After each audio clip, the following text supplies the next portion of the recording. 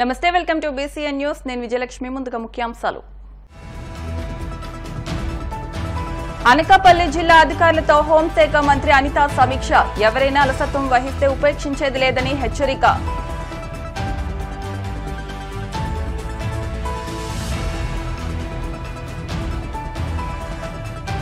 అనంతపురం జిల్లా సర్వజన ఆసుపత్రిని పరిశీలించిన ఎమ్మెల్యే దగ్గుబాటి ప్రసాద్ ఆసుపత్రిలో అందుతున్న వైద్య సేవలపై ఆరా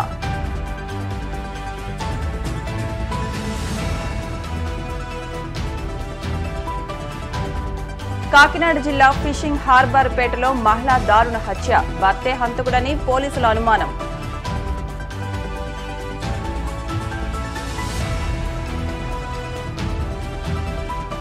విజయనగరం జిల్లా గజపతి నగరంలో వ్యాపారి ఇంట్లో చోరీ వ్యక్తిని అరెస్టు చేసి రిమాండ్కు తరలించామన్న బొబ్బిలి డీఎస్పీ శ్రీనివాస్ అనకాపల్లి జిల్లా ప్రభుత్వ అధికారులతో హోంశాఖ మంత్రి వంగలపూడి అనిత సమీక్ష నిర్వహించారు. అనకాపల్లిలోని గాంధీనగరం అధికారి కార్యాలయంలో ఈ సమావేశం నిర్వహించారు. ఈ సమావేశంలో కలెక్టర్ రవి పటాన్ శెట్టి, ఎస్బీఐ మురళీకృష్ణ ఉన్నతాధికారులు పాల్గొన్నారు. అధికారులు అలసత్వం వహిస్తే ఉపేక్షించేది లేదని అన్నారు. రాష్ట్రం అభివృద్ది పదంలో నడిపించేలా అధికారులంతా సమిష్టిగా పనిచేయాలన్నారు. ప్రతి నియోజకవర్గంలో ఇరిగేషన్ ప్రాజెక్టులు పెండింగ్ లో ఉన్నాయని వాటిపై అధికారులు దృష్టి సారించాలని తెలిపారు. ఈ కార్యక్రమానికి పెద్ద ఎత్తున జిల్లా పోలీస్ డిపార్ట్మెంట్ అధికారులు, అనకాపల్లి నియోజకవర్గ అధికారులు పాల్గొన్నారు. Special thanks. హోమ్ మినిస్ట్రీగా బాధ్యతలు అనౌన్స్ అయ్యింది, ఇంకా బాధ్యతలు తీసుకోవాలి. ఐ థింక్ 19th అనుకుంటున్నా బాధ్యతలు తీసుకోవడం కూడా. ఫస్ట్ టైం మిమ్మల్ని అందరినీ కలుసుకొని ఒకసారి పరీక్ష కార్యక్రమం ఏర్పాటు చేసుకోవాలని కలెక్టర్ గారు కూడా నేను ఫోన్ చేసిన తర్వాత డెఫినెట్ గా వస్తానని చెప్పాను. కలెక్టర్ గారికి కూడా ఇది ఆర్గనైజ్ చేసినందుకు ప్రత్యేకంగా నేను ధన్యవాదాలు తెలియజేసుకుంటున్నా. ద సేమ్ టైం మన ఎస్పీ గారికి కూడా నిన్న మాట్లాడడం జరిగింది.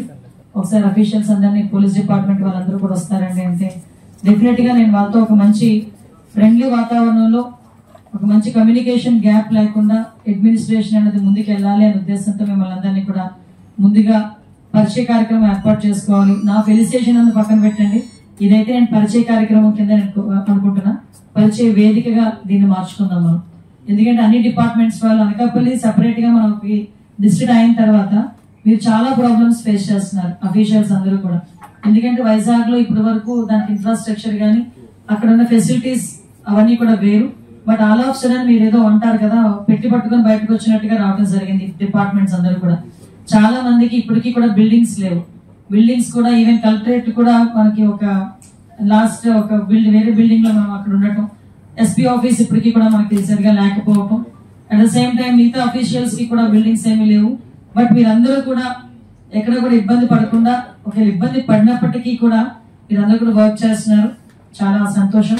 నేను ఒకటే చెప్తున్నానండి, యాజ్ ఏ హోమ్ మినిస్టర్గా నేను చిన్నదాన్ని, దట్టు జిల్లా మంత్రిగా కూడా ఫస్ట్ టైం. నేను ఒక్కటే కోరుకుంటున్నా, మీరందరూ కూడా సహకరించండి. యాజ్ పర్ రూల్ వెళ్ళండి. నేను చాలా క్లియర్ గా చెప్తున్నా, రూల్ కి అతిక్రమించి మిమ్మల్ని పని చేయమని ఎవరు కూడా ఇన్సిస్ట్ చేయరు. ఎందుకంటే మేము కూడా చాలా పెక్యులర్ గా ఉంటాం. నేను కూడా మీ అందరికీ తెలుసు, నేను ఒక గవర్నమెంట్ జాబ్ దగ్గర నుంచి నేను కూడా ఈ పొజిషన్ కి రావడం జరిగింది మీ అందరి సహాయ సహకారాలతో. నేను అది ఒకటే కోరుకుంటున్నా, ఎక్కడా కూడా అవతల పార్టీకి సంబంధించి లాస్ట్ టైం ఉన్న 5 years కొంతమంది కొన్ని రకాలుగా వర్క్ చేశారు, కొంతమంది యాజ్ పర్ రూల్ వెళ్ళారు, కొంతమంది ఒత్తిడి భరించలేక పనిచేశారు, కొంతమంది ఒత్తిడి లేకపోయినా ప్యాషన్ తో పనిచేశారు.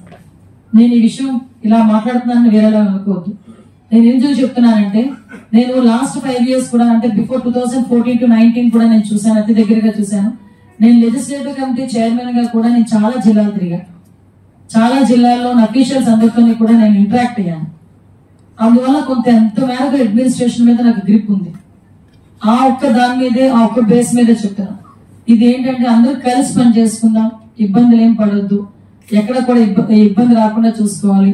ఒకటేంటంటే గవర్నమెంట్ కి మార్క్ వస్తుంది అంటే కనుక నేను టాలరేట్ చేయలేను.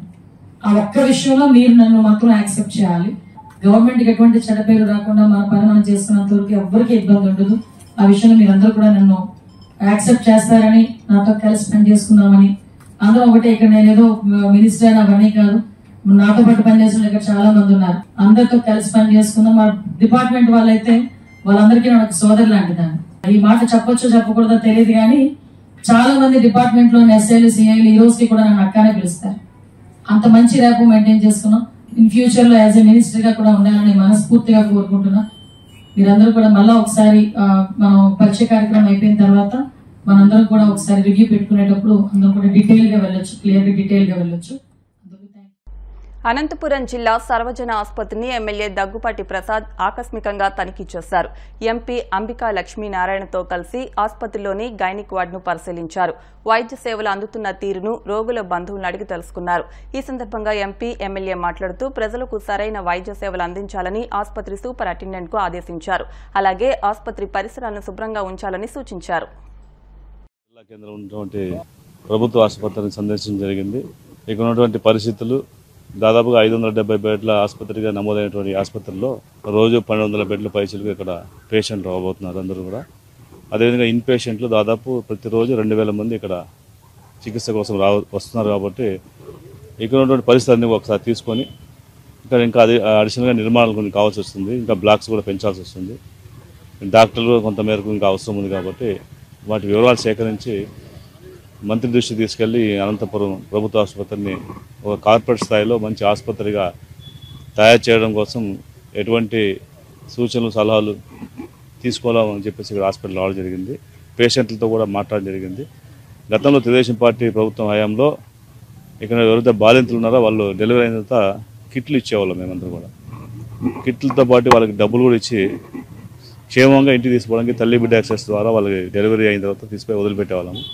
ఈరోజు కిట్లు కూడా లేవు. చాలా దారుణంగా ఉంది పరిస్థితి. ఎందుకంటే ఒక పేద కుటుంబం చెందినటువంటి వ్యక్తులే ప్రభుత్వ ఆసుపత్రికి వస్తారు. కాబట్టి వాళ్ళకి ప్రభుత్వ సాయం చేసిన బాధ్యతను విస్మరించింది. కాబట్టి గత ప్రభుత్వం తిరిగి మళ్ళీ వాళ్ళ కిట్లు ఇచ్చే కార్యక్రమాన్ని కూడా మళ్ళీ మా ప్రభుత్వం తీసుకోబోతుందని తెలియజేసుకుంటాం. ఇక్కడ మౌలిక సదుపాయాలు ఏ విధంగా ఉన్నాయో గత 5 ఏళ్లలో ప్రభుత్వం ఎక్కడ చూసినా ఏ హాస్పిటల్లో చూసినా నాశనం చేశారు.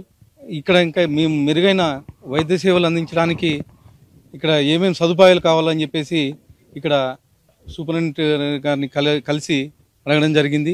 దానిలో భాగంగా గత 4-5 సంవత్సరాల నుంచి ఇది 570 బెడెడ్ హాస్పిటల్ 1200 బెడెడ్ హాస్పిటల్గా మార్చాలని చెప్పేసి సూపరింటెండెంట్ గారు కోరడం జరుగుతూ ఉంది. దాన్ని ఖచ్చితంగా మేము ప్రపోజల్స్ తీసుకెళ్లి మా నాయకుడు చంద్రబాబు నాయుడు గారి దృష్టికి తీసుకెళ్లి దాన్ని శాంక్షన్ చేయించడం జరుగుతుందని చెప్పేసి తెలియజేస్తా ఉన్నాను. అలాగే ఇక్కడ మౌలిక సదుపాయాలు వాటర్ కానీ లేకపోతే ఇంకా బెడ్లు కానీ ఇలాంటివి అక్కడక్కడ ల్యాబ్స్ కనిపించినాయి. అవి కానీ కొరత లేకుండా చేస్తామని చెప్పేసి తెలియజేసుకుంటున్నాను. వైఎస్ఆర్ గవర్నమెంట్ వచ్చిన తర్వాత ఇవన్నీ ఆపేయడం జరిగింది. ఇవి బిల్డింగ్స్ కానీ పునరుద్ధరిస్తామని చెప్పేసి తెలియజేసుకుంటున్నాను. పశ్చిమ గోదావరి జిల్లా Palakollu cosmo cultural sports club నూతన అధ్యక్షుడిగా మాజీ ఏఎంసీ చైర్మన్ గొట్టుముక్కల గాంధీ భగవాన్ రాజు ఏకగ్రీవంగా ఎన్నికయ్యారు. ఈ సందర్భంగా నూతన కమిటీ క్లబ్లో ప్రమాణ స్వీకారం చేశారు. 800 మంది సభ్యులున్న కాస్మో క్లబ్లో అధ్యక్షుడిగా గాంధీరాజు, గౌరవ అధ్యక్షుడిగా సిహెచ్ శ్రీనివాసరాజు, ఉపాధ్యక్షునిగా ఆర్ సత్యనారాయణరాజు, కార్యదర్శిగా వివి సోమరాజు, జాయింట్ సెక్రటరీగా దండు గోపాలకృష్ణరాజు, ట్రెజరర్గా రమేష్ బాబులను కార్యవర్గ సభ్యులను ఏకగ్రీవంగా సభ్యులు ఎన్నుకున్నారు. ఈ సందర్భంగా గాంధీరాజు మాట్లాడుతూ రానున్న రోజుల్లో కాస్మో క్లబ్ అంటే యావత్ ప్రజానికం కుటుంబ సమేతంగా వచ్చి ఆహ్లాదంగా గడిపేలా తీర్చిదిద్దుతామని అన్నారు. కాస్మో కల్చర్ స్పోర్ట్స్ కాంప్లెక్స్ మరి నూతన కార్యవర్గం ఎన్నుకోవడం, దానికి ప్రెసిడెంట్గా నన్ను, అలాగే హానరబుల్ ప్రెసిడెంట్గా కల్దిని రామరాజు గారిని, వైస్ ప్రెసిడెంట్గా సత్యనారాయణరాజు గారిని, అలాగే సెక్రటరీగా సోమరాజు గారిని, ట్రెజరర్గా మన రమేష్ రాజు కోడూరు, అలాగే జాయింట్ సెక్రటరీగా గోపాలం జిన్నూరు, అలాగే మిగతా కార్యవర్గ సభ్యులు మరి ఏదైతే ఒక మంచి టీంని ఇలా ఈ క్లబ్ మాకు ఎనామనస్గా ప్రకటించింది. మరి భవిష్యత్తులో మా కార్యవర్గ సభ్యులతో అందరితో కలిసి మరి ఏదైతే ఈ కాస్మో స్పోర్ట్స్ కాంప్లెక్స్ ఉందో దాన్ని ఒక ఫ్యామిలీస్తో వచ్చి ఇక్కడ అలరించే విధంగా ఈ క్లబ్ని మరి ముందుకు తీసుకెళ్లాలని చెప్పేసి మీ అందరం కూడా మరి ఒక సమావేశం ఏర్పాటు చేసుకుని తిరిగి ముందుకు తీసుకెళ్తామని చెప్పి తెలియజేసుకుంటూ, అలాగే ఈ క్లబ్కి ఏదైతే మన చించినాడ గోదావరి గట్టిన ఏదైతే 4 ఎకరాలు ఆ రోజుల్లో మేము ల్యాండ్ తీసుకున్నామో మరి భవిష్యత్తులో ఏదైతే ఇవాళ కూటమి ప్రభుత్వం వచ్చిందో టూరిజాన్ని ఏదైతే ఎంకరేజ్మెంట్గా మరి చెయ్యాలని చంద్రబాబు నాయుడు గారు కానీ మరి ఇక్కడ ఎమ్మెల్యే మంత్రిగా ఉన్న రామారెడ్డి గారు కానీ ప్రతిపాదిస్తున్నారో తప్పకుండా రాబోయే రోజుల్లో ఈ క్లబ్కి ఏదైతే మన 4 ఎకరాలు మరి ఆ సైట్ ఏదైతే ఉందో దాన్ని టూరిజం బేస్గా అభివృద్ధి చేసి భవిష్యత్తులో ఇక్కడే కాదు ఇక్కడి నుంచి హైదరాబాదు, వైజాగ్, చెన్నై ఇలాగ దూర ప్రాంతాలకు వెళ్ళిన ప్రతి ఒక్కరికి కూడా మరి ఇక్కడికి ఏదైనా సెలవుల్లో కానీ లేదా ఫంక్షన్స్ కానీ ఏ విధంగా అయినా సరే ఇక దూర ప్రాంతం వచ్చిన వాళ్ళకి ఇక్కడ ఒక హబ్గా, టూరిజం హబ్గా ఈ క్లబ్ ఉపయోగపడాలని భవిష్యత్తులో దానికి మా కార్యవర్గ సభ్యులు, అలాగే మా ఏదైతే ఈ రోజు ఈ క్లబ్ 800 మంది సభ్యులు ఉన్నారు ఆ సభ్యులు కూడా పూర్తి సహకారం తీసుకుని తప్పకుండా భవిష్యత్తులో ఈ కాస్మో అంటే ఇది ప్రజలదే, ఇది ఎంతో మంది సభ్యులు ఉపయోగపడుతుంది, దీంట్లో ఒక వాల్యుబుల్ ఉందనే విధంగా గుర్తించే విధంగా ఈ క్లబ్ని మీ అందరం కూడా శ్రమించి ముందు తీసుకెళ్తామని చెప్పి ఈ సందర్భంగా నన్ను ఎన్నుకున్న మా సభ్యులందరికీ కూడా, మా కమిటీ ఎన్నుకున్నందుకు ప్రతి ఒక్కరికి కూడా ఉదయపూర్వక నమస్కారం. కాకినాడ జిల్లా ఫిషింగ్ హార్బర్ పేటలో ఓలేటి సీత అనే మహిళ దారుణ హత్యకు గురైంది. ఇంట్లో నిద్రిస్తుండగా తలపై మోది హత్యకు పాల్పడి ఒంటిపై ఉన్న బంగారు ఆభరణాలు ఎత్తుకుపోయారు. ఈ ఘటనకు మృతురాలి భర్త నరసింహమూర్తి నిందితుడని అంతా అనుమానం వ్యక్తం చేస్తున్నారు. ఈ ఎన్నికల్లో బెట్టింగ్ వేసి అప్పుల పాలైన నరసింహమూర్తికి భార్య సీతకు మధ్య నగల విషయంలో గొడవలు జరుగుతున్నాయి. నగల కోసం నరసింహమూర్తి భార్యను హత్య చేసి నగలు అపహరించి ఉంటాడనే అనుమానాలు కలుగుతున్నాయి. ప్రస్తుతం నరసింహమూర్తి పోలీసుల అదుపులో ఉన్నాడు. క్లూస్ టీంను రప్పించి ఆధారాలు సేకరించామని కేసు నమోదు చేసి దర్యాప్తు చేస్తున్నట్లు తెలిపారు. సర్పవరం బిఎస్ లిమిట్స్ లో ఇక్కడ ఫిషింగ్ హార్బర్ దగ్గర ఉన్న ఈ హౌసెస్ లో ఓలేటి నరసింహస్వామి అనే యజమాని ఇంట్లో అతని భార్య రాత్రి ఏదో 3 గంటల కరెంటు పోయిందని పక్క గదిలో పడుకుని ఉంటే తెల్లారి లేచి చూసేసరికి తల మీద బలమైన గాయం ఉండి చెవిదిద్దులు మెడలో గొలుసు పోయిందని భర్త సమాచారం మేరకు కేసు దర్యాప్తు చేయడానికి వచ్చాము. ఇక్కడ పూల్ ఆఫ్ బ్లడ్ లో ఉండి మంచం మీద ఉండగానే అమ్మాయి చనిపోతే ఆ భార్యను తీసుకొచ్చి బయట పడుకోబెట్టినట్టుగా భర్త చెప్తున్నాడు. ఇది నగల కోసం ఏదైనా హత్య జరిగిందా, లేకపోతే వేరే ఇతర కారణాలు ఏమైనా ఉన్నాయా, నోన్ పర్సన్ చేశారా, లేకపోతే అన్నోన్ పర్సన్స్ ఎవరన్నా రోడ్డు మించి ఈ పక్కకు వచ్చారనే విధంగా 2 యాంగిల్స్లోనూ మేము దర్యాప్తు చేస్తున్నాం. ఇక్కడికి వచ్చేది ఈ ఇంటికి ఎవరైనా చేరాలంటే 2 రూట్స్ ఉన్నాయి. ఆ 2 రూట్స్లోంచి అన్నోన్ పర్సన్స్ ఎవరైనా వచ్చారా ఏంటనేది కూడా ఇక్కడ మనకున్న అవైలబుల్ సైంటిఫిక్ ఎవిడెన్స్ కూడా కలెక్ట్ చేయడం జరుగుతుంది. తర్వాత చుట్టుపక్కల అందరూ కూడా ఆల్మోస్ట్ ఒకే వర్క్ చేసుకునే దగ్గర వాళ్ళే అందరూ.